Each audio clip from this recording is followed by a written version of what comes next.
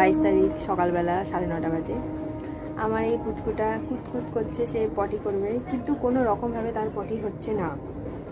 তাই জন্য তার বাবা বলেছে যে যেন তাকে যখন সে কুতকুত করবে তখন যেন একটু পেটের ওপর প্রেশার করি, একটু উঁচু করে যেন বসানো হয়, যাতে ওনার পেটে প্রেশার লাগে হালকা, যাতে ওনার পটিটা ক্লিয়ার হয়।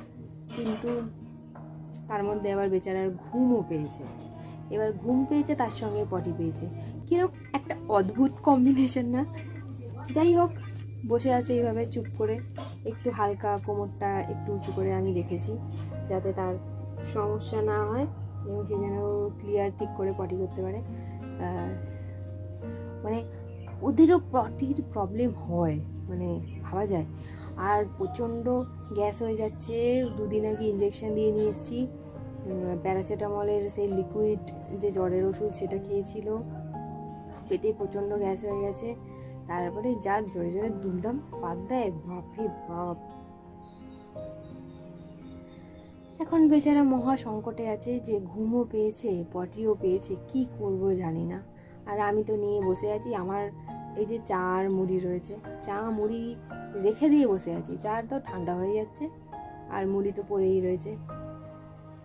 সত্যি মানে কত যে ডিফিকাল্ট। আমরাও এরকম যখন পুচকে ছিলাম, আমাদের মা বাবা এরাও কত, মানে কি বলবো, কত চিন্তায় ছিল। এই যে এটা হচ্ছে নীলুর দিদি, নীলু দিদি দেখা করতে এসছে নীলুর সাথে। বাচ্চারা বাচ্চাদের সত্যি খুব ভালোবাসে, মানে বড়দের থেকে অনেক বেশি ভালোবাসে। ও এসেছে নীলুকে দেখার জন্য। তুমি কিছু বলতে চাও ভাইকে? ভাই, তুমি কি কিছু বলবে ভাইকে? হ্যাঁ বলো, ভাইকে কিছু বলতে চাও তুমি? বলো কি বলবা ভাইকে? ভাইয়ের হাত ধরবা? কিছু বলবে ভাইকে তুমি? ভাই তো তোমার দিকে তাকিয়ে রয়েছে।